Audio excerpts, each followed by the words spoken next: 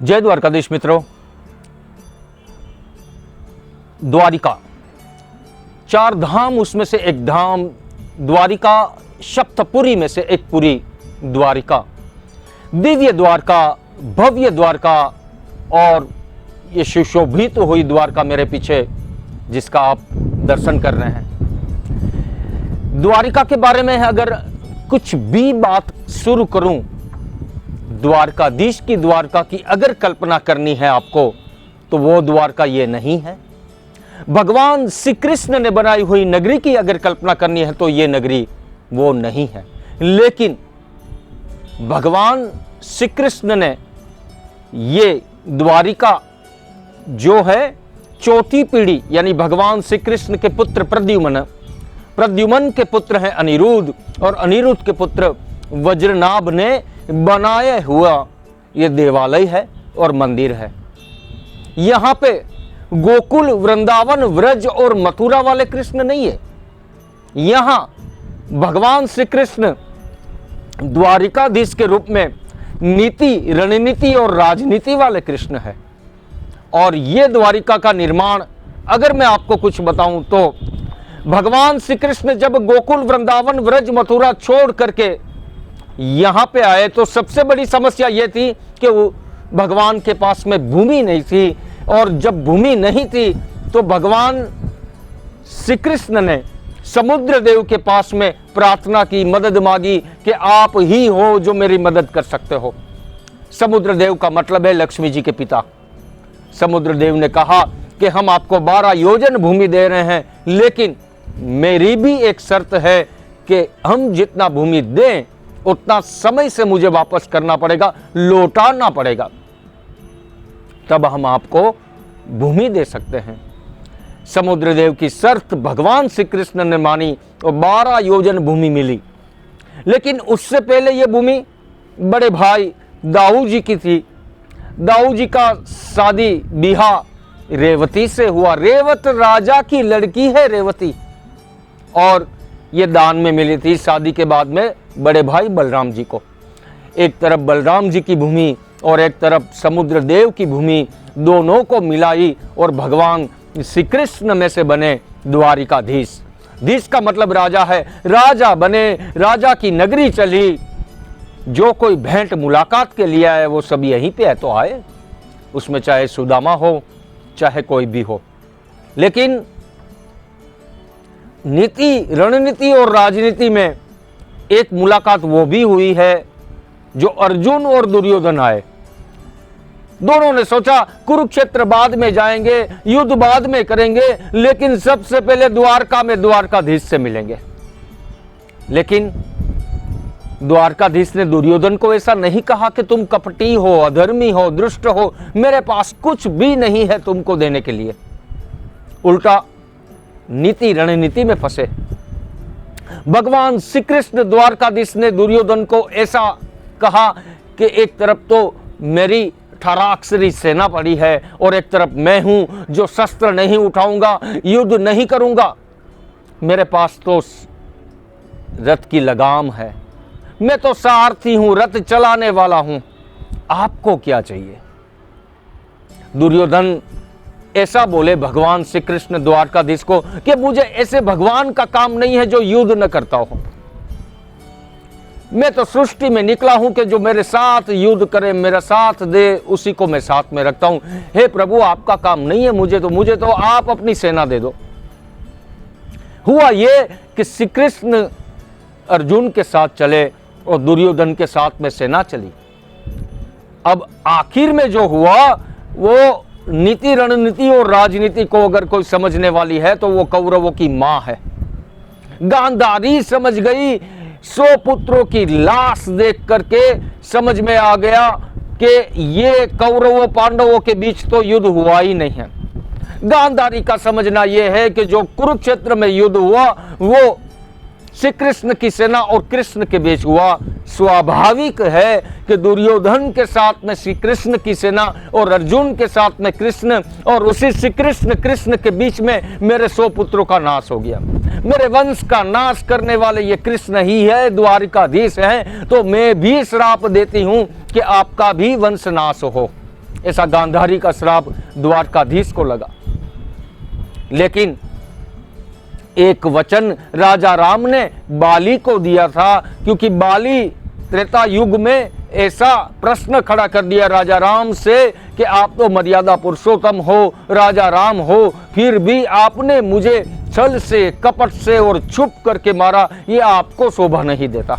समझ गए राजा राम कि मेरे से चूक हुई, भूल हुई, गलती हुई। राजा राम ने बाली को वचन दिया, आओ द्वापर अंत में जरा बनो, शिकारी बनो और आपके हाथों से निकला तीर मेरे चरणों में लगे और मैं मेरी लीला समाप्त करूं।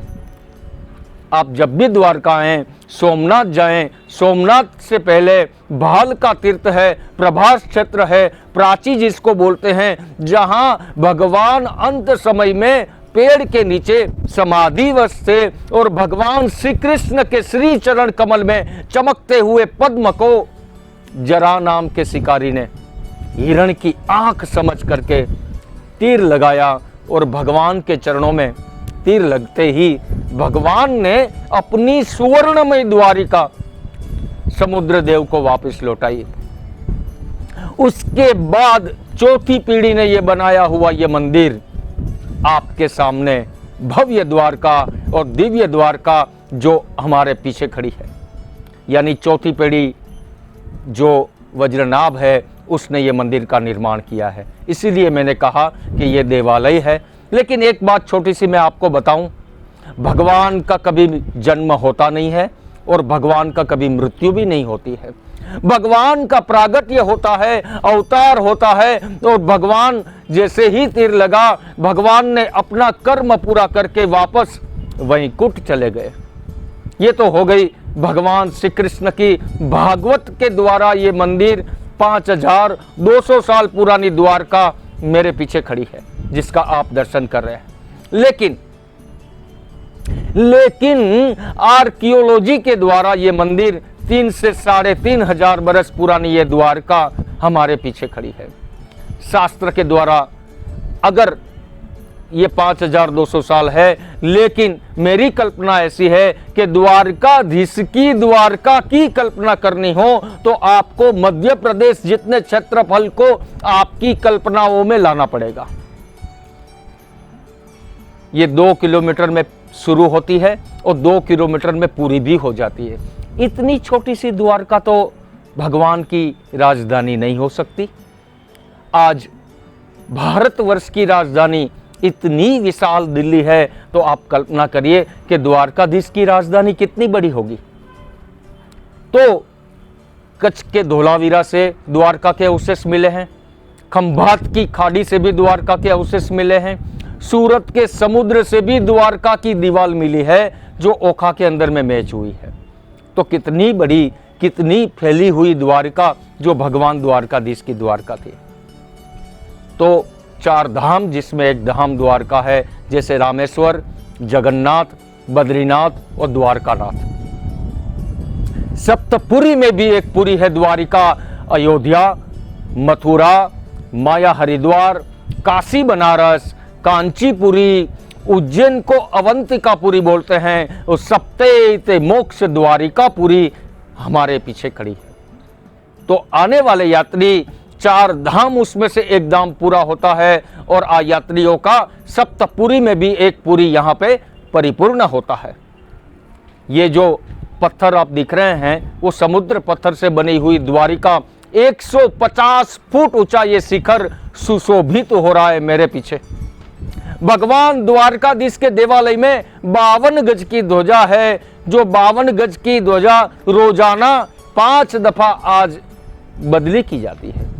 ये ध्वजा अगर देखा जाए तो ध्वजा में 27 नक्षत्र, 12 राशि, 9 ग्रह देवता और 4 दिशाओं को मिलाएंगे तो 52 गज होता है। ग्रह नक्षत्र दिशा मंडलों के मालिक, त्रिलोक के नाथ द्वारिकाधीश ऐसे ध्वजा के ऊपर में शिखारमान है। और भगवान द्वारकाधीश के नियम और दिनचर्या की बात करें तो भगवान को राजा की तरह लाड लडाया जाता है। रोजाना 11 दफा भोग, 4 दफा आरती, बीड़ा पान, केसर का शरबत और भगवान द्वारकाधीश 64 खेलते हैं, चौपट खेलते हैं और रात को लोरी गा के भगवान को सुलाया जाता है। ये दिनचर्या है भगवान द्वारकाधीश की। राजा की तरह लाड लडाते हैं, भगवान को श्रृंगार पसंद है, यहाँ पे श्रृंगार से सुशोभित होते हैं। राजा की तरह भगवान का श्रृंगार होता है।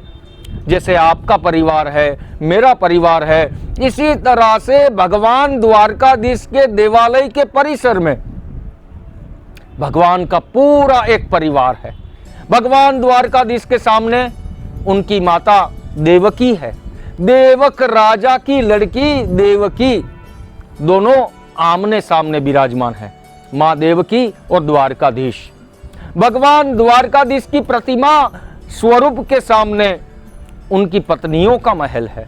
जैसे कि वैसे भगवान की अष्टपत्नी है, सत्यभामा, जांबुवंती, कालिंदी, मित्रवंदा, नागनिजत, भद्रा, लक्ष्मणा और सबसे बड़ी है रुक्मणी। लेकिन द्वारकाधीश के देवालय मंदिर में भगवान की दो पत्नी पटरानी यहाँ पर में विराजमान है, जांबुवंती और सत्यभामा। सतराजित राजा की लड़की सत्यभामा और जांबुवंत की लड़की जांबुवंती यहाँ विराजमान। साथ साथ राधा जी का भी दर्शन, लक्ष्मी नारायण का दर्शन, महालक्ष्मी और महासरस्वती का भी दर्शन यहाँ विराजमान है। भगवान के इस हाथ में, दाहिने हाथ में दाऊजी महाराज का दर्शन है, बड़े भाई का दर्शन है, बलराम जी का दर्शन है और भगवान के राइट हैंड में भगवान के पुत्र और पौत्र का दर्शन है। भगवान के पुत्र हैं प्रद्युम्न जी और भगवान के परपुत्र हैं अनिरुद्ध जी का दर्शन है। और हाँ, मेरे पीछे जो आपको ये सुशोभित हुआ देवालय नजर आ रहा है, उसमें चौथी मंजिल पे माता शक्ति का मंदिर है। शक्ति मां इस तरह से विराजमान है कि कोई भी देवालय वास्तुशास्त्र और श्री यंत्र चक्र के ऊपर में खड़ा होता है। इसी तरह द्वारकाधीश का मंदिर भी यंत्र चक्र के साथ ही खड़ा है।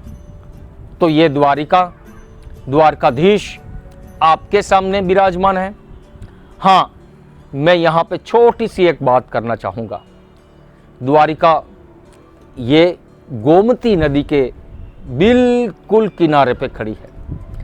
इसको गोमती द्वारका बोलते हैं। गोमती वशिष्ठ मुनि की कन्या समुद्र दी के साथ में शादी और सब लोग अपना पवित्र स्नान, ध्यान, पूजन, अर्चन कर करके यहाँ पे द्वारकाधीश के दर्शन पाते हैं। तो ये द्वारिका, भव्य द्वारका, दिव्य द्वारका और सुशोभित हुई द्वारिकाधीश की द्वारका, आप सब यहाँ आए और यहाँ पे भगवान द्वारकाधीश के आशीर्वाद ले सकते हैं। जय द्वारकाधीश।